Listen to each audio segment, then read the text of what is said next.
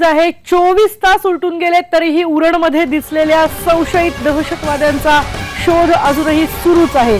2 संशयितांची रेखाचित्र जी आहेत ती जारी करण्यात आलेली आहेत, पण अजूनही शोध मात्र सुरू आहे। एनएसजी त्याचप्रमाणे पोलीस आणि नौदल हे सगळे जण संयुक्तपणे ही शोध मोहीम राबवत आहेत। काल सकाळी 6:30 ते 7:45च्या सुमाराला तिथल्या काही शाळकरी मुलांना इथे बुरखाधारी दिसले होते। त्यांचं बोलणं देखील त्यांच्या कानावर पडलं होतं आणि त्यानंतर त्यांनी ही गोष्ट तिथल्या पोलिसांच्या कानावर घातली होती। त्यानंतर तिथे युद्ध पातळीवर शोध मोहीम सुरू झालेली आहे आणि आपण या सगळ्या घटनेबद्दल आणखी विश्लेषण जाणून घेणार आहोत। राज्याचे माजी पोलीस महासंचालक प्रवीण दीक्षित आपल्या सोबत आहेत। दीक्षित सर, IBN लोकमतमध्ये तुमचं स्वागत आहे। सगळ्यात पहिला प्रश्न येतो ते म्हणजे उरणमध्ये हे सगळं काल सकाळी 6:30 ते 7:45च्या सुमाराला हे लोक दिसलेले आहेत, संशयित दहशतवादी ज्यांना म्हटलं जात आहे। त्यानंतर 24 तास उलटून गेलेले आहेत। या 24 तासांच्या दरम्यान ही जी शोध मोहीम आहे ही कशा प्रकारे सुरू आहे?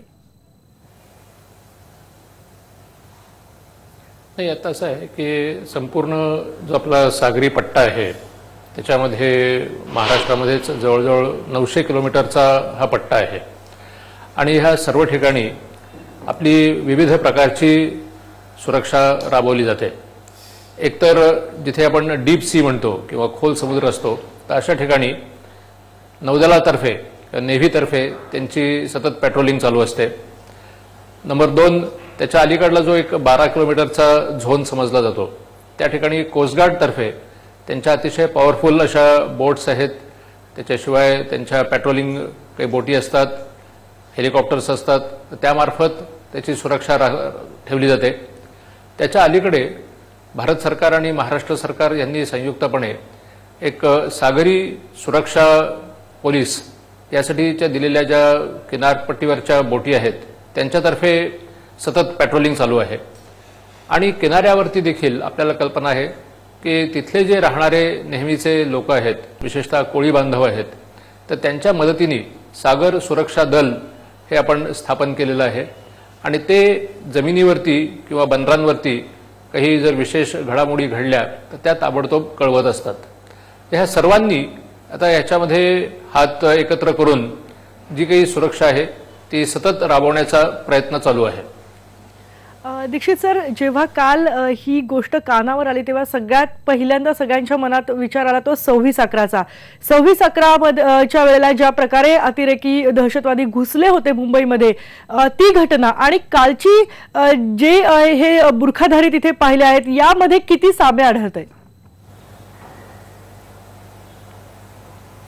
नाही, एक तर असं आहे की आपण ही जी त्या शाळकरी मुलांनी पाहिलेली घटना आहे ती त्यांनी ताबडतोब कळवली, ही एक स्वागतार्ह गोष्ट आहे आणि त्याचं त्याप्रमाणे ताबडतोब दखल घेऊन सर्व प्रकारची सुरक्षा करण्यात आलेली होती।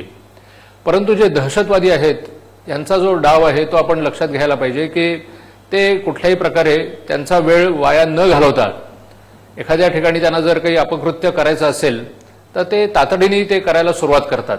ते कोणासाठी वाट बघत बसत नसतात किंवा कोणाला काही दिसतील अशा प्रकारेही ते वागत नसतात। त्यामुळे 26/11ची आणखीन ह्या कालच्या जो काही तथाकथित प्रकार आहे त्याची तुलना करणं बरोबर होणार नाही। सर, या घटनेनंतर सोशल मीडियावर एक सगळीकडे एक मेसेज फिरतो, तो म्हणजे की हे कदाचित मॉक ड्रिल असू शकतं। मॉक ड्रिल म्हणजे नेमकं काय असतं आणि या संदेशाबद्दल किंवा सोशल मीडियामध्ये फिरत असलेल्या या एकूण मेसेजेस बद्दल काय म्हणाल?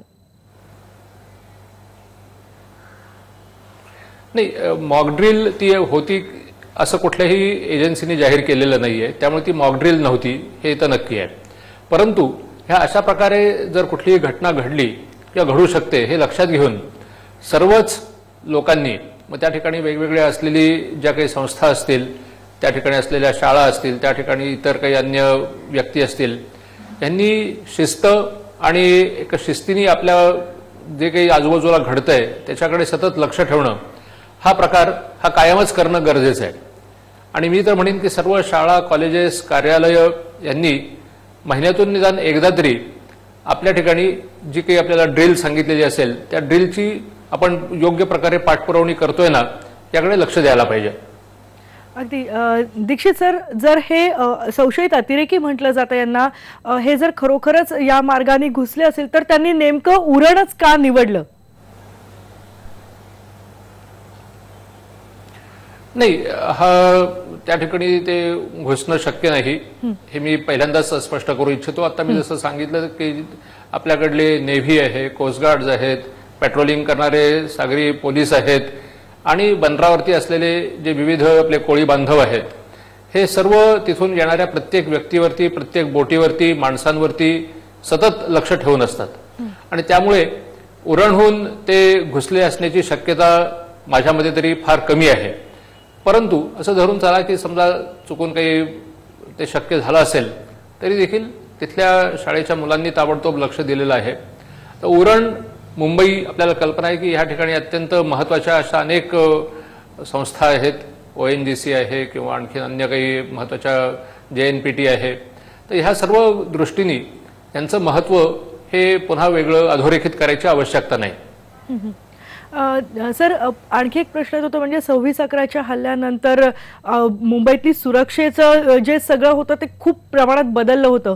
नेमके महत्त्वाचे काय बदल करण्यात आले होते? कशा प्रकारे सागरी सुरक्षाचे पण निकष सगळे बदलण्यात आले होते? आपल्याला कल्पना आहे की आता मुंबईमध्ये एक तर सर्वात प्रमुख म्हणजे शासनाने निर्णय घेऊन गेल्या जवळ 5 ते 6 वर्ष जो प्रदीर्घ पेंडिंग असा इश्यू होता तो म्हणजे CCTV लावणे. आज संपूर्ण मुंबई ही जवळजवळ CCTVच्या कव्हरेजमध्ये कव्हर करण्यात आलेली आहे. त्याशिवाय जे प्रशिक्षण होतं, आपल्याला कल्पना आहे की प्रशिक्षणासाठी म्हणून खास महाराष्ट्र शासनाने फोर्स 1 ही अत्याधुनिक अशा प्रकारची यंत्रणा ज्याच्यामध्ये प्रशिक्षण दिलेलं आहे, त्याच्यामध्ये त्यांना मानसिक चांगल्या प्रकारे पाठिंबा कसा द्यावा याचंही प्रशिक्षण दिलेलं आहे. तर असं एक उत्कृष्ट पोलीस दल आज सर्व साधनांनी त्याच्यामध्ये समृद्ध अशा प्रकारचं दल आपल्याकडे बनवण्यात आलेलं आहे. त्याशिवाय नॅशनल सिक्युरिटी गार्ड त्यांचंही आज मुंबईसारख्या ठिकाणी मुक्काम आहे. तर ह्या सर्वांच्या मदतीने मुंबईच्या सुरक्षेमध्ये खूपच पुढाकार शासनाने घेतलेला आहे. त्याशिवाय समुद्रामध्ये देखील आपल्याला कल्पना आहे की कोस्टगार्डच्या शिवाय पोलिसांसाठी सुद्धा भारत सरकार आणि महाराष्ट्र सरकार या दोघांनीही मिळून अतिशय पॉवरफुल अशा सागरी बोटी ह्या पेट्रोलिंगसाठी ठेवण्यात आलेल्या आहेत. सर, 26/11 नंतर मुंबईच्या सुरक्षेबद्दलची आव्हानं कोणकोणती प्रामुख्याने समोर येत आहेत? त्यात प्रमुख आव्हान मी म्हणेन असं आहे की सगळ्या ज्या खाजगी हॉटेल्स असतील, संस्था असतील, इमारती असतील, शाळा असतील, कॉलेजेस असतील, ह्या सर्वांनी आता बऱ्याचशा मोठ्या प्रमाणामध्ये ह्या अंमलबजावणी केलेली आहे. परंतु अजून सुद्धा आपल्याकडले CCTV हे चांगल्या प्रकारे लावून घ्यायला पाहिजेत की त्याच्यामुळे त्या संस्थेच्या आतमध्ये बाहेर जो आजूबाजूचा परिसर असेल त्या सर्व ठिकाणी CCTVचं दिवस रात्र चांगल्या प्रकारचे रेझोल्युशन वापरून कॅमेरे लावलेले असायला पाहिजेत. आणि नुसते कॅमेरे लावून पुरणार नाहीत, तर त्या कॅमेऱ्यातून जे काही टिपलं जातं, विशेषतः ज्या ठिकाणी एखादी स्ट्रेंज ज्याला आपण म्हणतो की काही अनआयडेंटिफाईड अशी गोष्ट जर होत असेल किंवा वस्तू ठेवली गेली असेल तर त्याच्याकडे ताबडतोब लक्ष प्रत्येक संस्थेनी, प्रत्येक कार्यालयानी, प्रत्येक इमारतीनी तिथल्या लोकांनी पुरवलं पाहिजे. याशिवाय फार मोठ्या प्रमाणामध्ये लोकांनी पुढे येऊन, विशेषतः जे किनारपट्टीवरती लोक असतील, ज्या महत्त्वाच्या ठिकाणी राहणारे लोक असतील, त्यांनी आपणहून स्वयंशिस्तीने तिथे जास्तीत जास्त काटेकोरपणे पोलिसांनी दिलेले जे काही आदेश असतील ते पाळले पाहिजेत की ज्या ठिकाणी ज्याप्रमाणे तिथे कुठल्याही प्रकारचा गोंधळ होणार नाही. जर एखादी समजा काही अनआयडेंटिफाईड एखादी बॅग असेल किंवा इतर काही गोष्ट असेल ती सापडलीच तर ती ताबडतोब पोलीस त्यांच्या पथकाच्या मदतीने न्यूट्रलाइज करू शकतात आणि पुढील कारवाई करू शकतात. अगदी. सर, आणखी एक प्रश्न मनात येतो तो म्हणजे यापूर्वी मुंबईच्या लोकल ट्रेन्स टार्गेट झालेल्या आहेत, त्याचप्रमाणे 26/11च्या वेळेला मोठी मोठी हॉटेल्स असतील, महत्त्वाच्या इमारती असतील, या टार्गेटवर होता. या वेळेच्या अतिरेकींचं जे एकूण हालचाली दिसतात तर त्यांच्या टार्गेटवर काय असू शकतं? तर असं आहे की जे दहशतवादी असतात त्यांचा नेहमीच उद्देश हा जास्तीत जास्त डॅमेज करणं आणि जास्तीत जास्त जे निरपराधी लोक आहेत त्यांचा बळी घेणं हा असतो. आणि हे लक्षात घेऊन आपणही आपली जी काही विशेषतः मार्केट्स असतील, रेल्वे स्टेशन्स असतील, रेल्वेज असतील किंवा हॉटेल्स असतील, ह्या सर्व ठिकाणी जर आपण पोलिसांनी वेळोवेळी दिलेल्या ज्या सूचना आहेत त्यांची काटेकोरपणे अंमलबजावणी केली आणि आपणहून कुठल्याही प्रकारे तिथे गडबड होणार नाही किंवा जर कोणी गडबड करत असेल तर त्याला ताबडतोब पोलिसांच्या कडे आपण हँडओव्हर करणं हे अत्यंत महत्त्वाचं आहे. अगदी सर, उरणबद्दल बोलायचं झालं तर नौदल असेल, कोस्ट गार्ड असेल आणि पोलीस असेल यांच्यातला जो समन्वय आहे तर तो खूप महत्त्वाचा आहे. सामान्य माणसांना हाच प्रश्न पडतो की हे नेमकं यांच्यातलं समन्वयाचं काम चालतं कसं? नाही, आपल्याला कल्पना आहे की एक संयुक्त अशा प्रकारची कंट्रोल रूम राबवली जाते की ज्या ठिकाणी ह्या सर्व आत्ता आपण ज्या घटकांचा उल्लेख केलात त्या सर्व घटकांचे अधिकारी त्या ठिकाणी उपस्थित असतात आणि कोणतीही ज्यावेळेला एखादी घटना घडते, एखादी बोट अनआयडेंटिफाईड दिसते किंवा एखादी काही संशयित गोष्ट असते किंवा जे काही असेल तर त्याच्याबद्दलची माहिती ही त्वरेने सर्व एजन्सीजना पुरवली जाते आणि त्यांच्याकडून संयुक्तपणे जी काही आवश्यक असेल ती कारवाई केली जाते. सर, एक महत्त्वाचा प्रश्न आहे तो म्हणजे सोशल मीडियाबद्दलचा.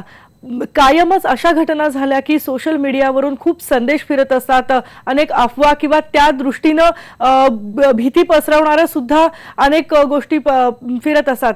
अशा वेळेला काय खबरदारी घेतली पाहिजे आणि यावर अंकुश कसा ठेवायचा? मी तर असं सजेस्ट करेन की जे काही ग्रुप्स असतील त्या ग्रुप्सनी मुद्दाम आपल्या जवळचं जे पोलीस स्टेशन आहे त्या पोलीस स्टेशनच्या 2-3 अधिकाऱ्यांना आपल्या ग्रुपमध्ये नेहमीच समाविष्ट करून घ्यावं की ज्यामुळे जर कुठल्याही प्रकारची काहीही आपल्याकडे माहिती असेल तर ती लगेचच व्हेरीफाय करून घेता येऊ शकते किंवा पोलिसांना जर कुठली माहिती आपल्यालापर्यंत पोहोचवायची असेल तर ती ताबडतोब सगळ्यांना मिळू शकते. कारण अफवा किंवा एखादी काही माहिती कानावर आली की माणसाला ती खरी आहे का खोटी आहे हे व्हेरीफाय करून घेण्याची आवश्यकता असते आणि ह्याबद्दल एक ऑथेंटिक ज्याला आपण म्हणतो अशा प्रकारची माहिती ही फक्त पोलीसच आपल्याला देऊ शकतात. आणि आता सोशल मीडियाचा वापर मोठ्या प्रमाणात वाढलेला आहे, त्याचा जर आपण जास्तीत जास्त फायदा करून घेतला आणि आपल्या प्रत्येक ग्रुपमध्ये आपणहूनच तिथल्या जवळच्या पोलीस स्टेशनच्या 2-3 अधिकाऱ्यांना जर त्यात समावेश करून घेतलं तर मला खात्री आहे की अशा प्रकारच्या अफवा ह्या पसरणार नाहीत आणि जर कोणी पसरवत असेल तर त्यांना वेळेच आपण प्रतिबंध करू शकू. अगदी हा खूपच चांगला पर्याय सर तुम्ही सुचवलेला आहे. सर, उरणबद्दल जर बोलायचं झालं तर उरणमध्ये हे संशयित दिसलेले, त्यानंतर मुंबईमध्ये हाय अलर्ट जारी करण्यात आलेला आहे. पण उरणच्या जवळच नवी मुंबई आहे, ठाणे आहेत, ही सुद्धा खूप महत्त्वाची शहरं आहेत. या शहरांच्या सुरक्षिततेबद्दल काय? नाही, त्या ठिकाणी आपल्याला कल्पना आहे की जितकी सुरक्षा मुंबईमध्ये आहे तेवढीच सुरक्षा आज नवी मुंबई असो, ठाणे असो, रायगड असो, पालघर असो, संपूर्ण किनारपट्टीवरती आपण घेतलेली आहे आणि त्यात मुंबई किंवा इतर भाग असा कुठल्याही प्रकारचा भेदभाव आपण करत नाही. सर्वच ठिकाणी अशा प्रकारचे प्रशिक्षित अधिकारी आहेत. आज आपल्याला कल्पना आहे की भारत सरकारच्या मदतीने संपूर्ण भारताच्याच किनारपट्टीवरती म्हणजे केवळ महाराष्ट्रच नव्हे तर प्रत्येक राज्यातल्या जवळजवळ 9 राज्य आहेत, या सर्व 9 राज्यांच्या जे काही किनारी भाग आहेत त्या ठिकाणी किनारी सुरक्षा दले आणि किनारी सुरक्षा पोलीस स्टेशन्स अशा प्रकारची स्थापना करण्यात आलेली आहे आणि संपूर्ण भारताच्या सर्व किनारपट्टीवरती एक अत्यंत मजबूत अशा प्रकारची सुरक्षा करण्याकडे भारत सरकारचा सतत प्रयत्न आहे. आपल्याला कल्पना आहे मध्यंतरीच्या काळामध्ये माननीय मुख्यमंत्री आणखीन भारताचे गृहमंत्री यांनी या संपूर्ण राज्यांच्या सुरक्षेचा आढावाही मुंबईतच जून महिन्यामध्ये घेतलेला होता आणि त्यातील सर्व सुरक्षा ही जास्तीत जास्त कठोर केली जावी याबद्दल काय काय उपाययोजना आहेत याबद्दल सविस्तर चर्चा केलेली होती. अगदी सर, अगदी शेवटचा प्रश्न, तुम्ही माजी पोलीस महासंचालक राहिलेला आहात, काय आवाहन कराल सर्वसामान्य नागरिकांना, मीडियाला अशा प्रकारच्या घटनांनंतर त्यांचं जे वागणं आहे किंवा त्यांनी काय खबरदारी घेतली पाहिजे? त्यात 2-3 आपण योग्य महत्त्वाचे मुद्दे मांडलेले आहेत. एकतर सामान्य जनतेने काय करावं. सामान्य जनतेने अशा प्रकारे ज्या वावड्या असतील, अफवा असतील त्यांच्याकडे लक्ष न देता आपलं जे काम नेहमीचं आहे ते चालू ठेवावं. नंबर 2, जर त्याला काही कोणी ऑथेंटिक असा सपोर्ट नसेल तर त्या वावड्या पसरवू नयेत.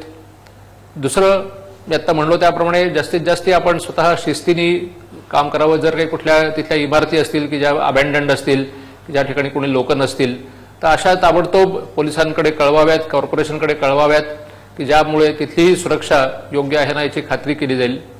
मीडियाच्या बाबतीमध्ये मी असं म्हणेन की मीडियानी याच्यामध्ये फार महत्त्वाचा रोल चांगल्या प्रकारे प्ले केलेला आहे आणि जी काही माहिती आहे ती वेळोवेळी लोकांच्यापर्यंत पोहोचवून लोकांना जागरूक करणे, परंतु त्याच वेळेला कुठल्याही प्रकारे लोकांच्यामध्ये भीती निर्माण न होईल याची खात्री करणे हा एक अत्यंत महत्त्वाचा मुद्दा आहे. सर, खूप खूप खूप धन्यवाद, खूप आभार तुमचे आमच्याशी बोलल्याबद्दल. खूप महत्त्वाचे मुद्दे तुम्ही आम्हाला सांगितलेत, आमच्या सगळ्या प्रश्नांची उत्तरं दिलीत, याबद्दल खूप खूप आभार.